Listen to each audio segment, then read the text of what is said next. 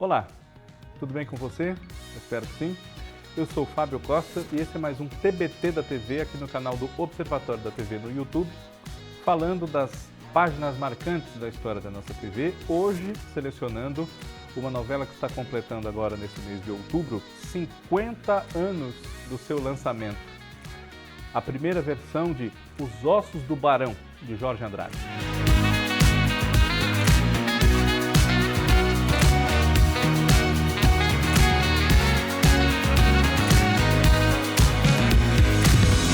Antes de falarmos sobre a primeira versão de Os Ossos do Barão, eu faço a vocês os meus pedidos de sempre, que quem não for inscrito ainda aqui no canal, faça a sua inscrição nesse botãozinho vermelho que tem aqui embaixo, ative no sininho as notificações para que tudo que a gente publica aqui você seja avisado, comente, critique, elogie, complemente aqui na caixa dos comentários logo abaixo, compartilhe este e os nossos outros vídeos com aquela pessoa que você sabe que é noveleira igual a você, igual a mim também. Deixe seu like, claro, e o seu joinha, né? E segunda-feira ao vivo às 8 da noite, como alguns de vocês já estão bastante habituados, né? Nós temos aqui no canal nosso podcast Ligados na TV, comigo, com o Neuber Fischer, com a Kaká Novelas, com o Paulo Pacheco, o Cristiano Blota, o Nilson Xavier também já esteve aqui. E mais gente virá, né? Fábio Augusto tem vindo bastante, uma grata aquisição aqui do nosso podcast, colunista do site Observatório da TV, enfim, estão todos sempre convidados. Os Ossos do Barão foi a primeira de algumas, né? Não foram muitas, a primeira de algumas novelas escritas por um dos mais importantes dramaturgos do século XX aqui no Brasil, que foi Jorge Andrade. Jorge Andrade nasceu em 1922 em Barretos e faleceu aqui na capital de São Paulo em 1984. Foi uma perda, ele ainda jovem, né? Podia produzir bastante, enfim, e a base da sua obra, tanto no teatro quanto na televisão, além dele ter tido também uma atividade jornalística, né? Enfim, ele partia da formação da sociedade de São Paulo e, por consequência, também do próprio Brasil. E os textos dele para teatro trataram de diversas épocas e desse movimento das transformações sociais, especialmente dos conflitos de gerações, dos conflitos do campo com a cidade, né? E, ao escrever essa novela, Os Ossos do Barão, ele foi incumbido por aquele que o convidou para fazer a novela, que foi o diretor-geral da Central Globo de Novelas na ocasião, Daniel Filho, a quem devemos muito na história da teledramaturgia, né? Nunca é demais lembrar. Não só na teledramaturgia, inclusive, temos aí a Globo Filmes, etc. Daniel Filho convidou o Jorge Andrade para escrever uma novela, no momento em que a TV Globo estava em busca de mais e mais bons autores para se alternarem com a Janete Claire, com Dias Gomes, com Braulio Pedroso, enfim, na criação das suas novelas, né? E ele deu carta branca ao Jorge Andrade para adaptar um texto seu de teatro, que era Os Ossos do Barão, e também para escrever sobre os temas que lhe fossem caros e com o seu estilo, num horário que era o das 10 da noite, em que era possível você apurar um pouco o nível da televisão e da própria telenovela, experimentar com temas um pouco mais ousados e formas mais diferenciadas de narrar esses temas, enfim, né? A estreia de Os Ossos do Barão ocorreu no dia 8 de outubro de 1973, no Rio de Janeiro, e no dia 10 de outubro aqui em São Paulo. Naquela época havia uma diferença de alguns dias de praça para praça, né? Ainda não estava unificada a transmissão e, portanto, a data de estreia, se não de todas, da maioria das novelas, né? E Os Ossos do Barão, que é um texto teatral do Jorge Andrade de mais ou menos 10 anos antes da novela, foi unido a um outro texto teatral dele chamado A Escada. De Os Ossos do Barão, o autor retirou a trajetória de um imigrante italiano chamado Edisto Guirotto, que era o papel do Lima Duarte, que havia vindo da Itália, trabalhado como colono na fazenda do Barão de Jaraguá, uma fazenda de café, né? A novela se passava naquele princípio dos anos 70 mesmo, era uma novela da sua atualidade, né?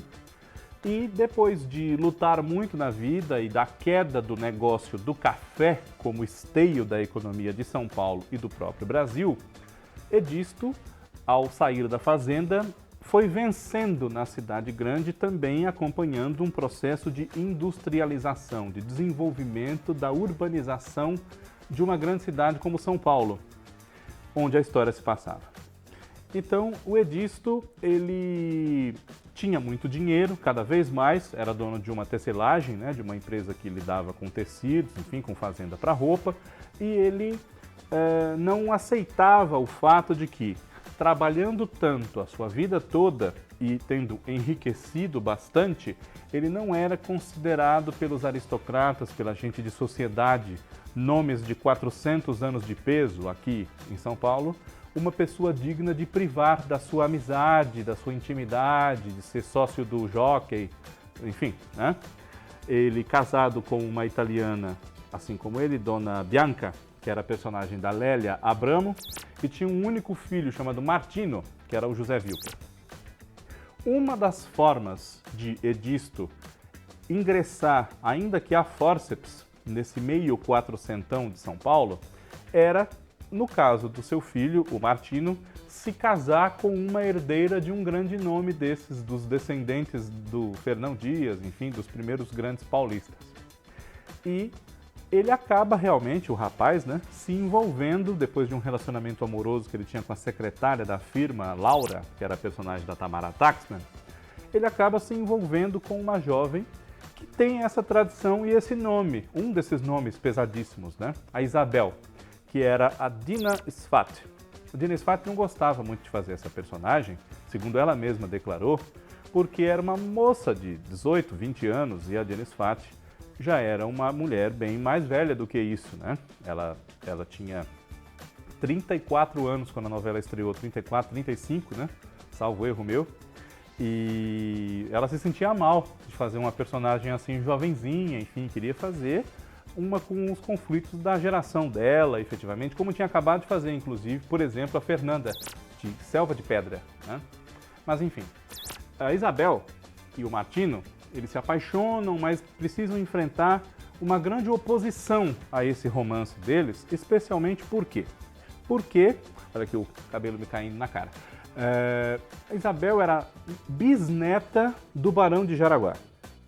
O avô dela chamava-se Antenor, parente de Rendon, Pompeu e Tax, que era o personagem do Paulo Gracindo, casado com a dona Melica, que era a Carmen Silva. Carmen Silva que os mais jovens seguramente conhecem como Dona Flora, vó da Doris, né? Mulheres Apaixonadas. O pai de Isabel era o filho mais velho de Melica e Antenor, o Miguel, que era o Leonardo Vilar. A mãe da Isabel era a Maria Luísa Castelli, que se chamava Verônica.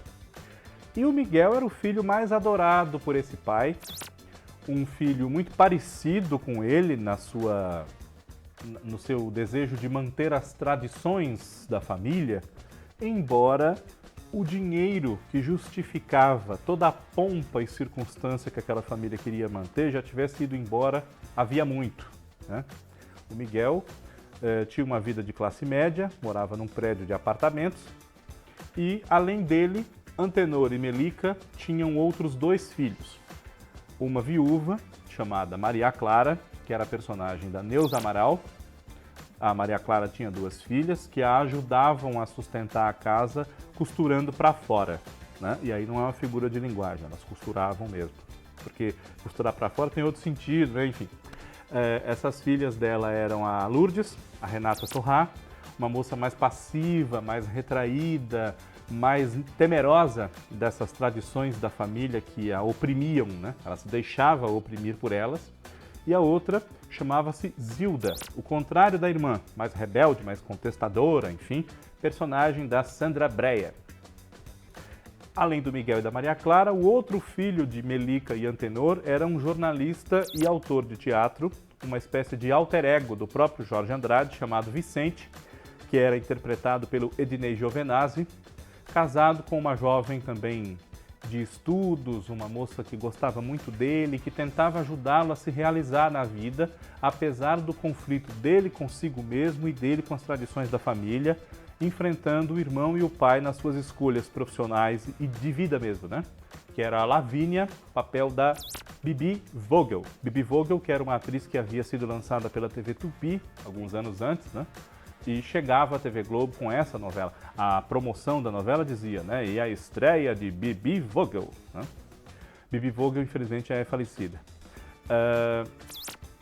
Outra peça do Jorge Andrade que foi incorporada a Os Ossos do Barão é A Escada, que tem essa temática do Antenor, da Melica, com seus filhos e netos, o grande conflito das gerações de uma família que já viu dias muito melhores do que o que eles vivem. E também há um paralelo com esse título, que é o seguinte: como eu disse, o Miguel e os outros irmãos, eles moravam todos no mesmo prédio de apartamentos. E o Antenor e a Melica, como não tinham mais a fazenda da família, a fazenda do Barão de Jaraguá, como o Antenor gostava muito de dizer, né, o saudosíssimo pai dele, que ele imitava, que ele honrava, mesmo muito tempo depois do homem já morto, eles passavam temporadas, mais ou menos de um mês, assim, entre cada apartamento dos filhos. E isso gerava ainda mais conflitos, porque eles palpitavam na vida, né, dos filhos e dos netos.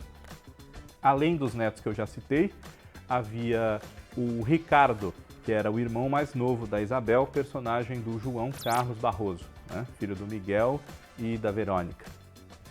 E o Antenor e a Melica ficavam de apartamento em apartamento e sobe escada, desce escada, carrega os documentos. Melica, você pegou os papéis? Peguei. Eu estou falando dos papéis, não dos documentos, porque os documentos você já devia ter pego antes. Os documentos são muito importantes.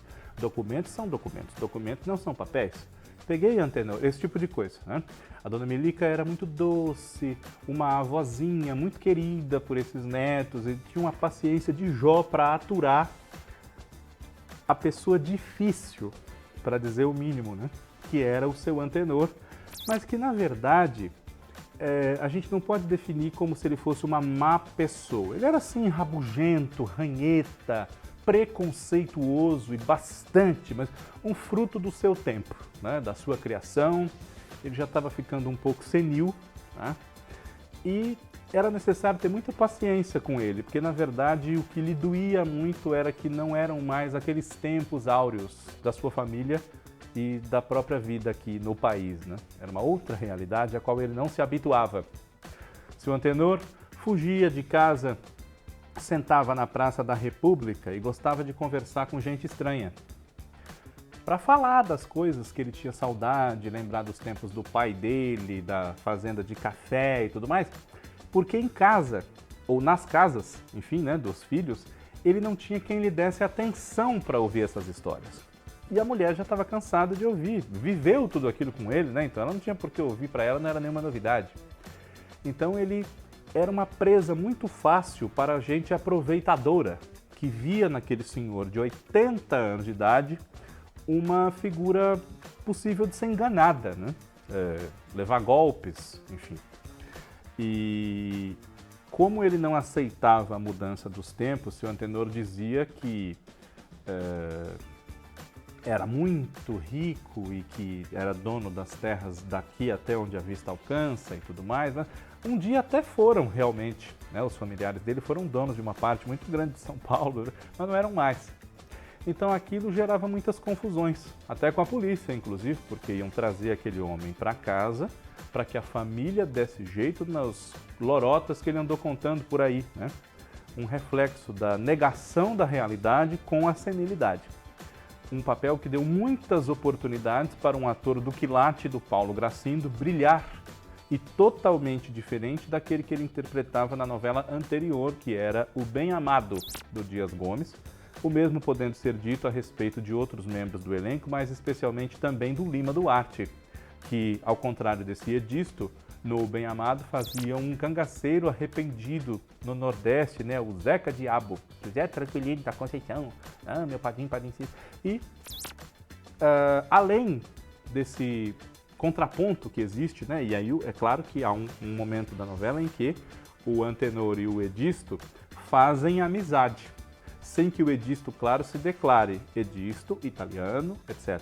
Ele faz que o seu Antenor pense que ele é um paulista nobre como ele, tradicional, enfim, né? Além desses personagens, nós temos, como eu disse, as duas filhas da Maria Clara, uma é muito passiva e a outra é muito rebelde. A passiva, a que sofre com a opressão, a Lourdes, se envolve com o melhor amigo do Martino e filho do melhor amigo do Edisto, né? Esse melhor amigo é o Carlino, papel do Paulo Gonçalves, casado com Dona Rosa Raquel Martins, e o namorado, o apaixonado da Lourdes, é o Luigi, papel do José Augusto Branco, que trabalha também na tecelagem dos Guirotos com o pai, né? A Zilda, por sua vez, não de propósito, mas acaba parecendo que sim, ela se envolve com um rapaz negro, descendente de escravos, para choque de quase todo mundo da sua família, né? Chamado Omar, que é o papel do Gracindo Júnior. Curiosamente, né, depois de toda uma polêmica que houve com Sérgio Cardoso ser pintado de preto, ser caracterizado como negro, sem que fosse, para interpretar o protagonista da novela A Cabana do Pai Tomás, né, em 1969, nós temos aí, 4 anos depois, um outro rapaz que não é branco, que não é negro, né, mas que foi caracterizado como negro, como mulato, como queira, para interpretar esse personagem, o Omar, que sofria muito preconceito, enfim, né? Eu não sei dizer se tem essa cena na telenovela, provavelmente sim, mas numa das adaptações de A Escada para a televisão pelo Antunes Filho, né, com o Rodolfo Maier no papel do Antenor, e no próprio texto da peça, se eu não me engano, existe uma passagem em que o Antenor é confrontado com esse namorado da neta e ele vê que o rapaz não é branco, né? E ele fala assim, como é o nome de seu pai? Ah, o nome de meu pai é Beltrano. Como é o nome de seu avô? O nome de meu avô é Ciclano. Ele fala, ah, meu pai tinha um escravo com esse nome. É uma coisa assim, né? Então, para a família era realmente uma coisa inconcebível que uma quisesse se casar com um italiano, embora o rapaz fosse nascido no Brasil, mas filho de italiano. Imagine a Isabel, então, né?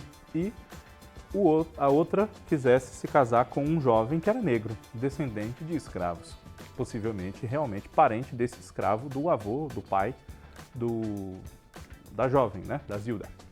Enfim, temos também na casa do Edisto uma agregada que é uma filha, uma bastarda descendente também do Barão de Jaraguá, uma senhora negra, Dona Elisa, que era a personagem da Ruth de Souza. Ele tinha um motorista, o seu Misael, que era o Antônio Pitanga, uma empregada, a Dona Doralice, que era a Jacira Silva, e uma grande amizade se desenvolve do Edisto com uma irmã do Antenor, que, ao contrário dos outros membros da família, não dá valor a essas tradições e é totalmente a favor dessa mistura dos quatrocentões com os emergentes, né, com os imigrantes especialmente. Dona Ismália, que era Elza Gomes, uma senhorinha muito idosa, mas de cabeça muito evoluída, mais até do que muitos dos jovens da linhagem deles, né?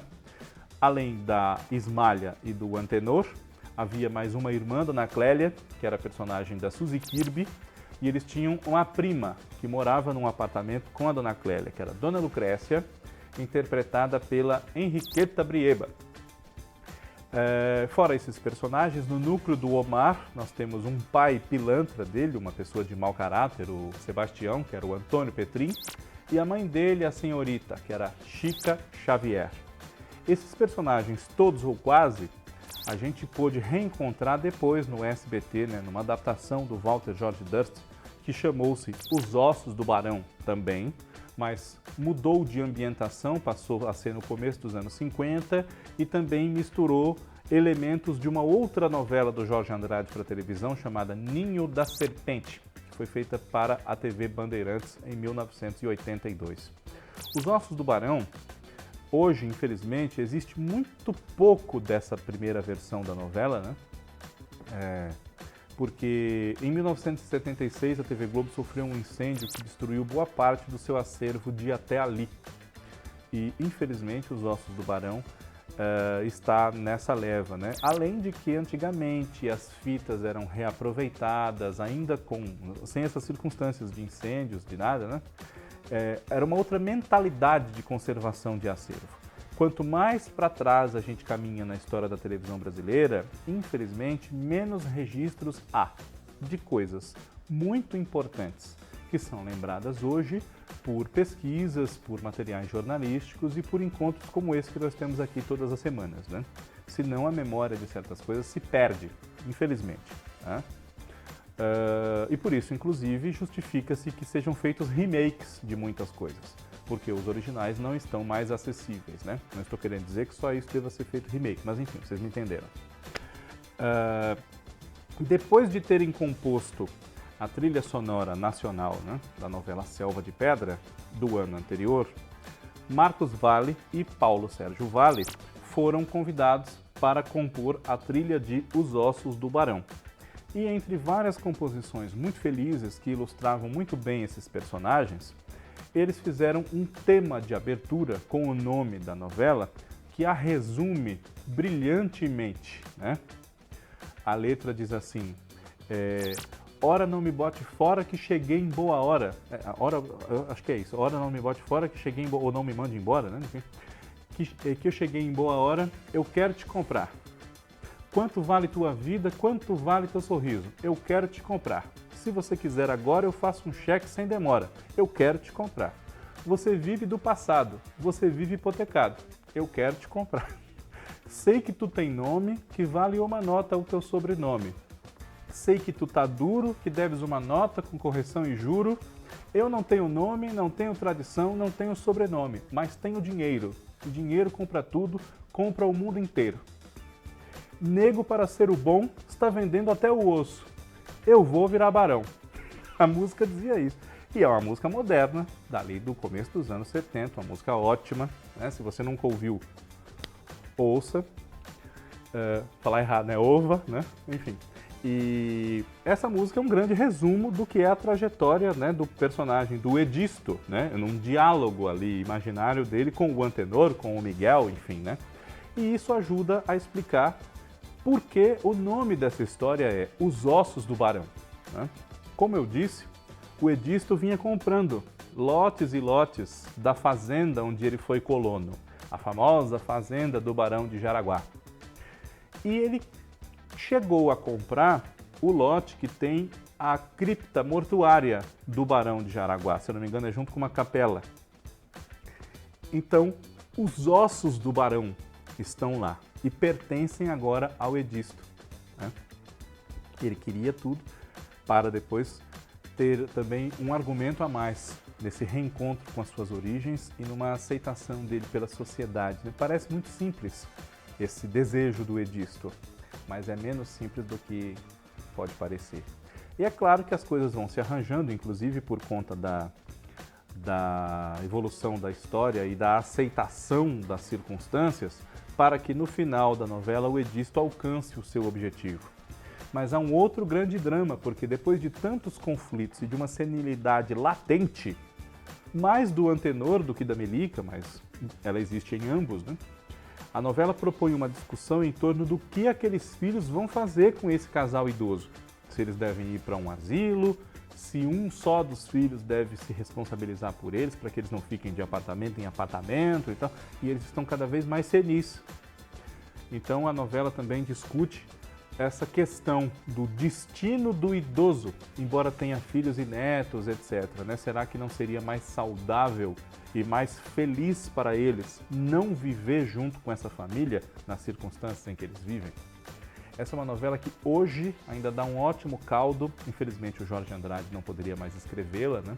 Mas a versão do SBT, em que pesem as diferenças, foi muito interessante e valeria a pena fazer de novo essa história do Jorge Andrade, Os Ossos do Barão, que está completando agora 50 anos da sua chegada à televisão. Foi a nossa segunda novela colorida, dirigida pelo Regis Cardoso, também pelo Gonzaga Blota, um projeto supervisionado pelo Daniel Filho. Semana que vem tem mais TBT da TV. Obrigado pela sua audiência, sempre um abraço. Tchau.